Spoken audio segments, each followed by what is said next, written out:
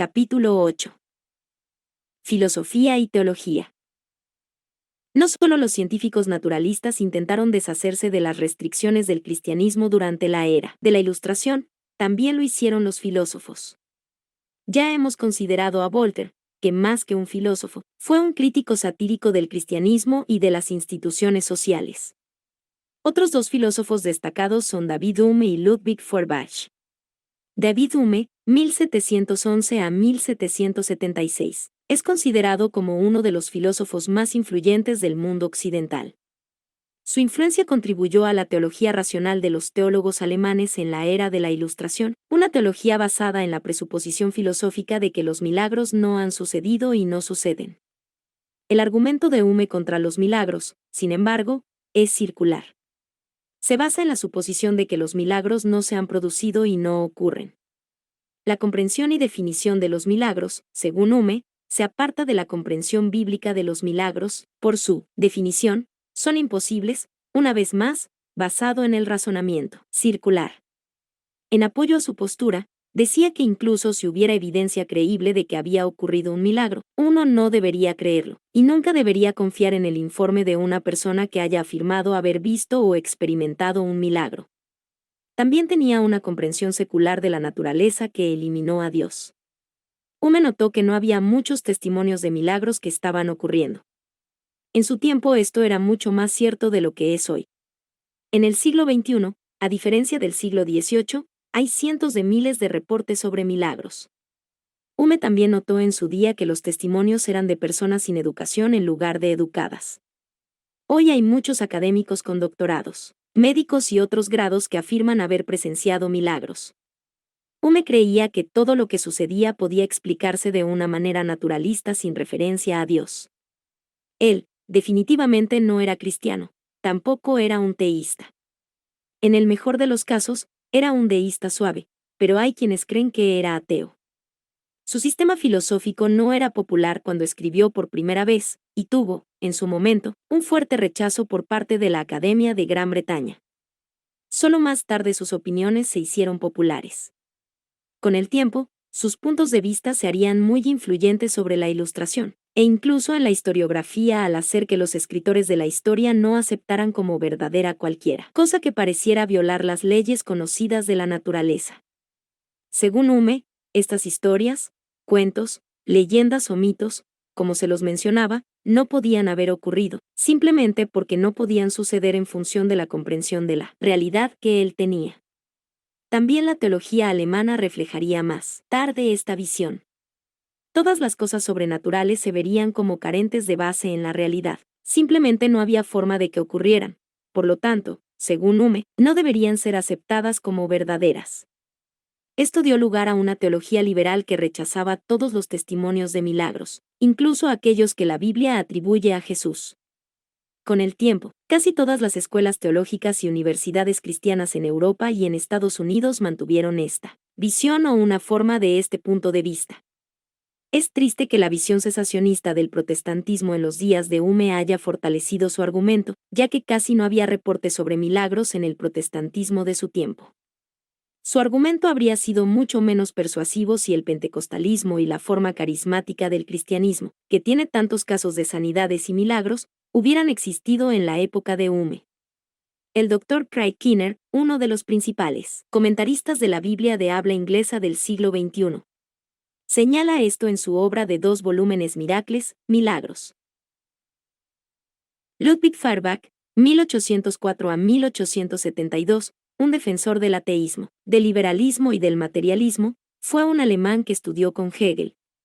La filosofía de Feuerbach se puede resumir con la máxima: solo lo racional es real, lo que significa que toda la realidad puede expresarse en categorías racionales. Su objetivo era reducir la realidad a una unidad más sintética dentro del sistema del idealismo absoluto. En 1941, Feuerbach publicó su The Essence of Christianity, la esencia del cristianismo, que influyó más tarde tanto en los teólogos alemanes como en los políticos.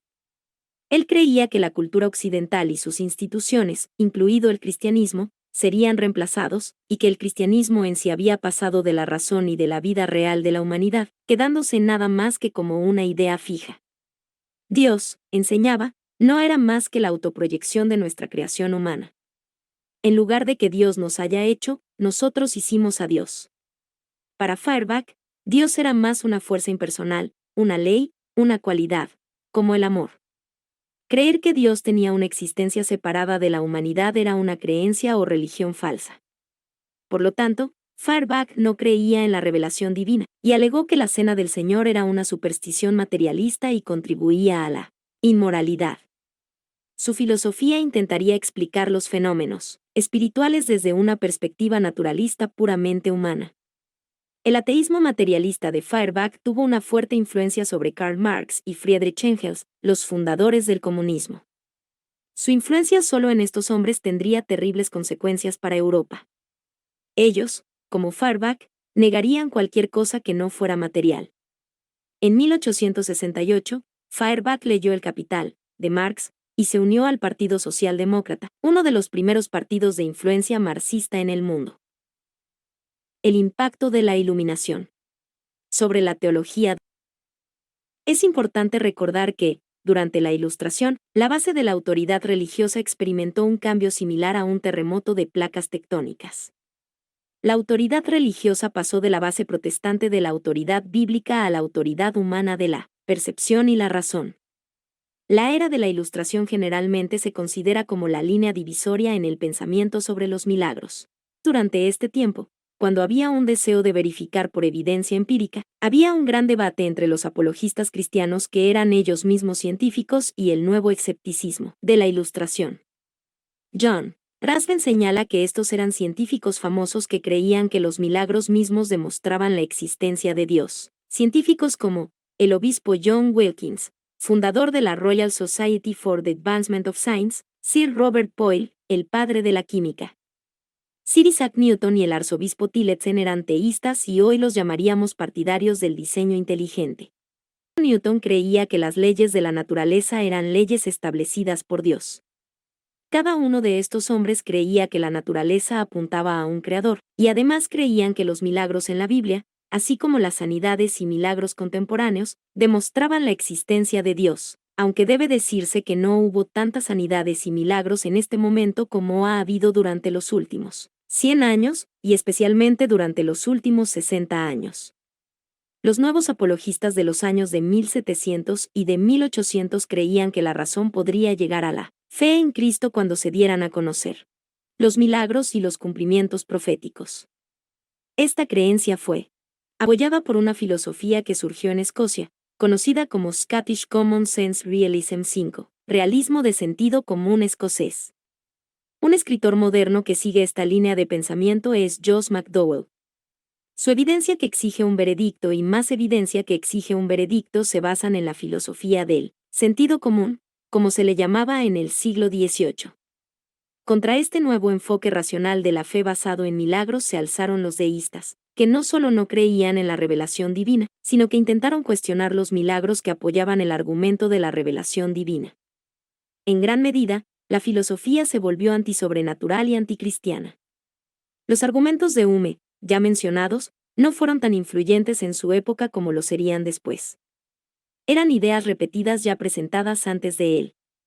Mucho más importante que Hume durante este tiempo fue Conyers Middleton, de quien Hume copió. La influencia de Conyers Middleton, 1683 a 1750, era un deísta.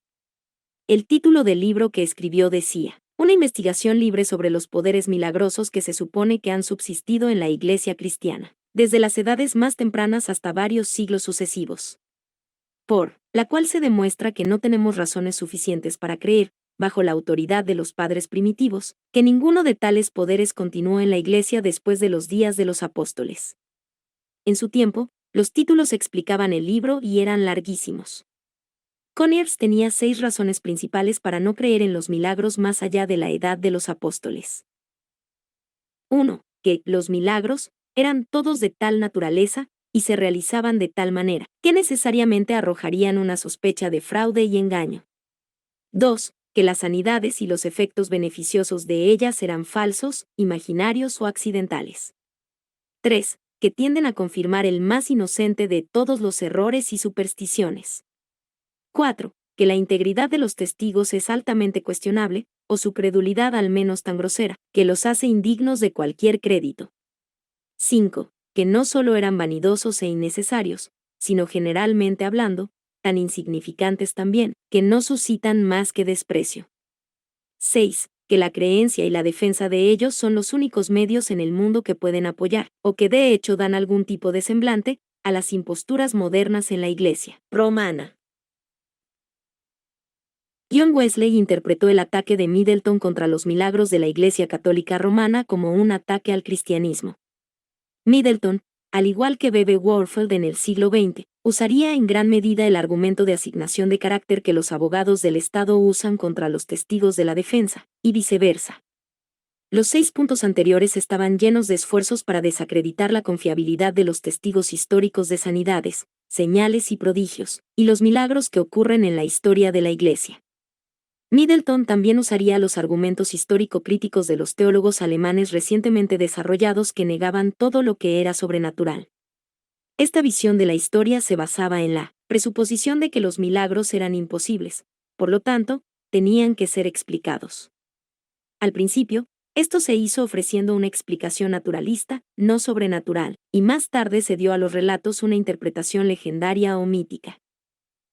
La influencia de B. B. Warfield en el siglo XX, 1851 a 1921, escribió Counterfeit Miracles, Milagros falsificados. En mis cursos de estudios religiosos universitarios se me dijo que Counterfeit Miracles de Warfield fue el último clavo en el ataúd de la creencia en la continuación de los milagros. Warfield, al igual que sus predecesores, atacó a los testigos que aseguraban que los milagros habían sucedido o estaban sucediendo. También utilizó los argumentos que los teólogos liberales usaron para desacreditar los milagros en la Biblia, para desacreditar los milagros de la era posapostólica. Aunque Warfield aceptó la historicidad de los milagros bíblicos, rechazó los mismos argumentos que utilizó para desacreditar los milagros posapostólicos. Por lo tanto, su método histórico era inconsistente internamente, invalidando así la mitad de su argumento contra los milagros que continúan después de la canonización de la Biblia. El terreno se estaría preparando para nuevos ataques a la dimensión sobrenatural de la fe cristiana. Aquí vienen los liberales. Ernst Troeltsch, 1865 a 1923. Troeltsch escribió The Historical Challenge to Miracles, el desafío histórico a los milagros. La objeción de Troeltsch a los milagros, el principio de la analogía histórica. En esencia, este principio establece que el historiador no tiene derecho a aceptar como hecho histórico el relato de un evento pasado para el cual no tiene analogía en el presente. Considere este ejemplo: si uno fuera a leer acerca de una gran batalla en la antigüedad, en la que un ejército masacra a otro sin sufrir una sola baja, se podría dudar de su autenticidad. Entonces, el argumento en contra de los milagros dice: Dios nunca hace milagros hoy, al menos yo nunca he visto uno. Por lo tanto, no tengo ninguna razón para creer que los haya hecho en el pasado. Hoy, este argumento de la analogía realmente probaría la realidad de los milagros en lugar de desacreditarlos. Los cristianos pentecostales, carismáticos y los de la tercera ola han revertido el contexto con respecto a la analogía de los siglos XVIII y XIX cuando había tan pocos milagros en comparación con el siglo XXI. La falta de milagros en los siglos precedentes se debió a que el protestantismo cosechó lo que sembró.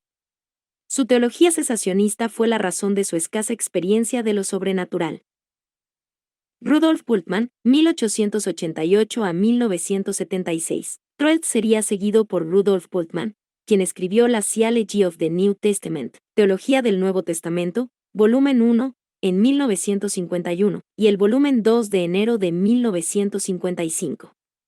Bultmann creía que el pensador moderno no podía abrazar la cosmovisión del Nuevo Testamento o creer en los milagros. Él dijo: si usas una bombilla, no puedes creer en los milagros.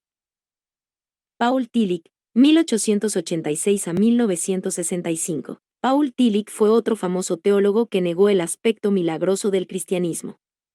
Mientras iba a la universidad, leí su Systematic Theology, Teología Sistemática. Me horrorizó que él declarara que su fe no sería destruida si se descubriera que Jesús realmente no había resucitado de entre los muertos. La lectura de Tillich destruyó la fe de uno de mis mejores amigos y compañeros en estudios religiosos de la universidad. Dejó el ministerio habiendo perdido su fe específicamente en sus estudios. También fue perjudicial para mi fe. Llevaría años superar este tipo de enseñanza en mi vida. Lo que más ayudó fue ver a Dios liberar a las personas de los demonios y sanar sus cuerpos.